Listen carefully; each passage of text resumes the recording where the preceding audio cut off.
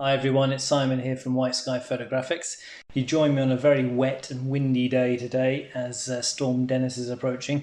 So I thought I would do this unboxing video as I'm testing out a new lens to myself. And this is courtesy of the guys from Intro 2020. Hooked me up with this a new Samyang f2 135mm EF Canon fitment lens.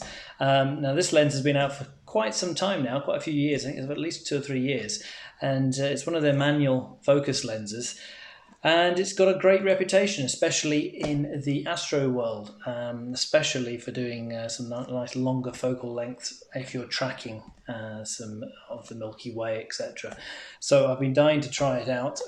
Finally got help myself one of these to test out, so I thought I'd give you a quick unboxing video of what it looks like, first impressions, etc. And then we can sort of take it from there. And this is my lens, the usual nice soft lens cap, manual in the box. Not much else to get from the box. I thought I would bring my little scales to try and see what sort of weight it is. It's nice for a weight, but it's a lot smaller than I was expecting. I was expecting, from all the pictures and things I've seen, I was expecting a lot longer in length. We've got lens caps obviously back and front, and then a lens hood that clips on nice and easily, sort of hard plastic, the usual sort of ways as.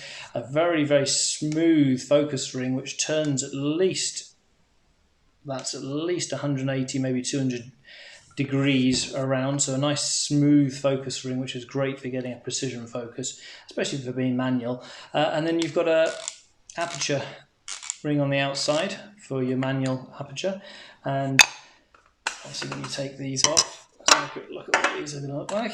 A nice big piece of glass in there. Goes down, it's obviously F2 is the fastest, goes way down to F22. And it's actually, yes, a lot lighter than I was expecting. Weight-wise, out of the box, we've got here, let's have a quick check on my little machine here. Taking the kitchen scales out with me. 835 grams, which is not too bad actually, bearing in mind that's a good piece of glass in there. You compare that to the likes of I've got a very, very heavy Samyang. I've got one of the XP series. That's the 35mm 1.2. Now this thing weighs 1211 grams. So, you know, heading up to 400-500 grams more heavier than this one. And even the XP 10mm, which is a lovely lens, which I've been using of late, that's about 800 grams as well, which is about the same then as this. Nice compact little lens. Let's see what it looks like on my trusty Canon 6D, which I use for my astrophotography. And that's actually quite usable.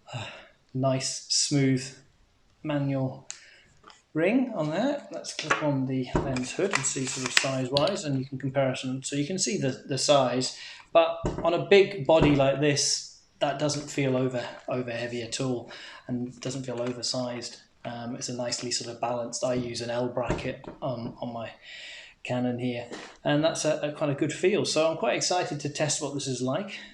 And I've got my slick ECH 630 tracking unit, which I've been putting through the paces over the winter period, waiting for more clear skies up here in Scotland, which we don't get that very often, but when they do happen, they're pretty good. So I'm dying to try this out on that. So we're waiting for this Storm Dennis to pass through, and we'll see what we can generate. And fingers crossed, this will be as good as most other people have said. First impressions.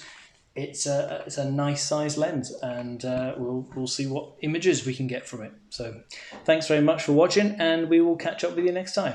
Thank you.